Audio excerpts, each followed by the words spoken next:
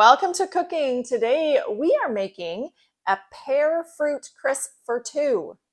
So that's exciting. We're not doing a great big apple crisp or a pear crisp that we're going to eat all in one sitting, right? Because you taste it and it's so delicious. But we're just going to make it in a little mug that we know is oven safe. And then you can enjoy it when it's nice and warm, just coming out of the oven.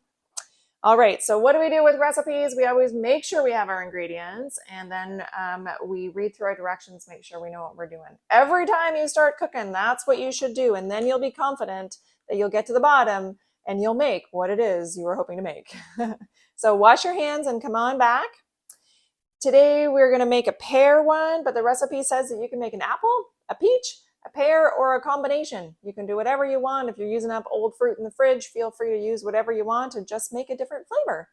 It's really all about the soft warmness of the fruit and the crispness of the topping that goes so well together. And then for that topping, because we're not adding any sugar to these, it's just the topping because the fruit is sweet enough, we're gonna put some brown sugar in with some quick cooking oats.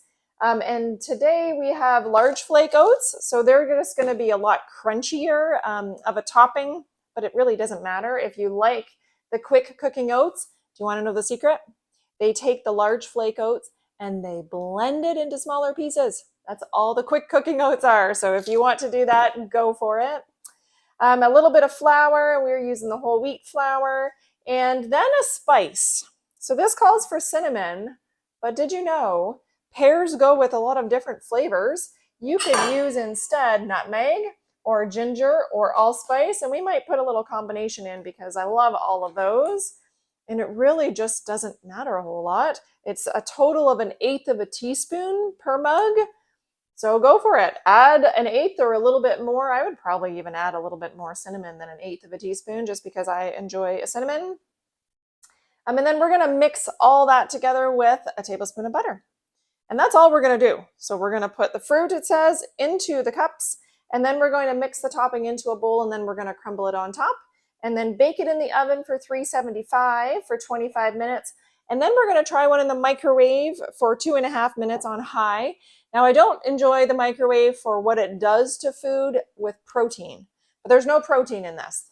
Tad little bit in the pears, but that's okay. But protein, it just changes the chemical makeup of it in its like smallest form, and then our body looks at that protein if it's very well overcooked and just says I can't use that. But if you're just warming something in the microwave or you're cooking something without protein, it's totally fine. So we're going to compare an oven and a microwave and see if they both crisp up the topping, if they both soften the fruit, and we'll let you know which is easier, because 25 minutes for a mug is a little bit long if you're just waiting for right after dinner. But planning ahead is the key. So let's get started. So I've got 3 pears here because we had taste tested all of them, so there wasn't any one full pear. So we have, and I'm going to try to remember what we had, the Bosc, the Anjou, right? And then the Asian pear. So I'm just going to put a little bit of each into each of these mugs, and we're going to try to not fill it up past about half, just because well, we could actually. It's going to cook down a little bit, but we'll have to give that a stir because all of these pears had different textures. Probably the crunchiest tie between the Asian and the Bosc, not sure which one. But really, as long as your container is going to hold them all, I guess you can put whatever you want because the fruit's going to cook down. It's not going to bubble up and bubble over unless it's super juicy, but typically we don't have that. So there we go. We'll add them all. See how that goes. Give it a little stir so that you can get all of the flavors. Now, about the skin. We know that the skin is the healthiest part. It has the most fiber in there. It has a lot of the vitamins and minerals. But that part is also the crunchiest. So I left the majority of the skin on, but on the Bosc, which is a little bit thicker, but I guess the Asian, I didn't take any of the skin off the Asian, but that was the thickest. But we didn't have a whole lot because it was a diameter, yeah. So I left most of the skin on. So then you're getting the majority of the health when you go to eat it. This one looks like I put a little bit more in there. All right. So we're going to set those aside because we're going to make this topping. And it's super easy, I love, because you're only using 2 different measuring spoons. And really, you don't really have to. You can just kind of a little bit of this, a little bit of that, as long as you kind of keep it in its ratios, or you'll have to add a little bit more butter just to be able to smush it all together. So I'm going to double this recipe because we're going to make 2 of them. So we just need, and you know what, if you know that your fruit is super sweet, just decrease the amount of sugar in the topping. You don't need extra sugar. This is the added sugar. We know there's natural sugar in the fruit. So we don't need to add any extra sugar if it's just already sweet. All right, we got the brown sugar in, 2 tablespoons of each. We're gonna do 2 tablespoons of our oats for each one as well. That's just gonna naturally be a little bit chewier and take a little bit longer to cook because they're the large flake, but that fully works. And then flour is just kind of a binder in this. It's just going to help keep all of this together. And when it cooks, it's just going to kind of cake together, but not a whole lot because we want it crumbly. So then it calls for cinnamon. And of course, I love cinnamon. This is cinnamon, right? So I'm going to add in, now we're doubling it. So I'm going to add in 1/8 plus a little bit more cinnamon. But I also like allspice. So I'm going to add that in a little bit of a shake. And nutmeg. So I'm going to do a 1/2 of 1/8 of both the nutmeg. So a 1/16, which they don't make because we are doubling it. Man, that's a great smelling nutmeg. That's nice and fresh. And then a little bit of ginger. Ginger can get quite strong in the powdered form. So if you like strong, go for it. Wow, yes. Love it. Ginger goes well with all those end of summer fruits. Yes, definitely does. So I'm just going to smash that a little bit together with a fork and break up that brown sugar. Now, if you've got a little mini blender, throw it in there. That would work perfectly. Now, Marianne just kind of, what is that term? Wisely estimated. It's butter, right? So a little bit more is going to make it extra tasty. A little bit less, then when you're doing this, you'll just know that you have to add a little bit more. So you get good at baking and cooking, then you just get good at estimating. So this topping, we just want it crumbly. So I'm just using the back of a fork so that I can smash it and the butter kind of goes through. Now, it doesn't really go through well because that oatmeal, right? But, Marianne says, use your fingers. That is a good idea. It's probably a lot quicker. You're home and making it for 1 or 2. That's right. So we're at home and making it for 1 or 2. So my fingers are freshly washed.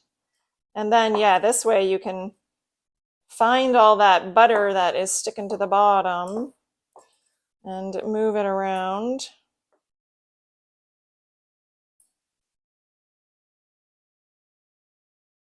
Delicious. So this is definitely for a lot of people the favorite part of apple crisp.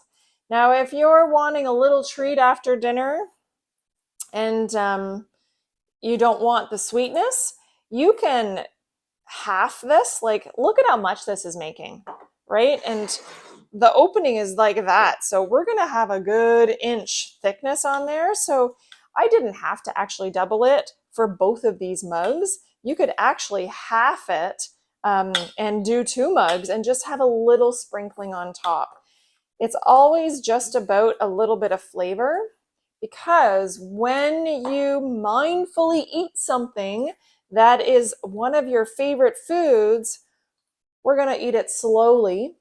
We're going to enjoy it while we're eating. We're going to be thinking of the mouthfeel. We're going to be smelling the smell, feeling the crunch.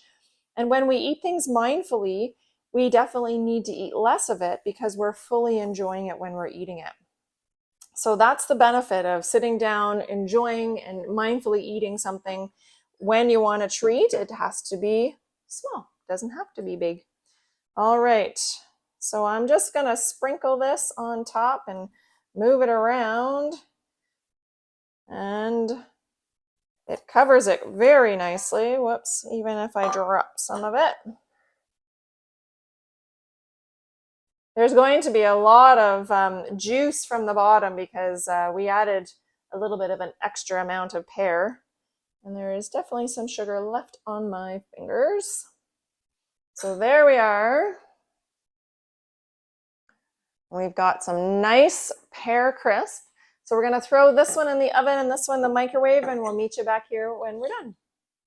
All right, so our timer went, and then when the timer went, I put the other cup in the microwave, so it's just ready now. So remember 1, 2, 3, so you don't singe your eyebrows. And I put it in something else just so I didn't have to grab it by the handle coming out. So let's compare them to make sure that they're done as well. So to know if they're done or not, you just stick a knife all the way through to see if they're soft. Oh yeah, delightful. So you watched me make these. You saw that they were the exact same thing going in. So you can see how the microwave melts things. It doesn't dry them out because it's a different kind of cooking. But these are both nicely done. They're nice and soft on the inside. This is a microwaved. Oh, nice and hot. Now, note when you take that out of the microwave, it is nice and hot. Use a hot pad. So that is the microwave Pear Crisp. And that is the oven Pear Crisp. You can see how the pears didn't fully cook down because we had multiple different kinds. They're soft, but they didn't mush like a Bartlett pear would do, or if you're using an apple, then you would use a Macintosh. Those cook right down, and plus we left the skin on to be healthier. So there you have it, a Pear Crisp for 2.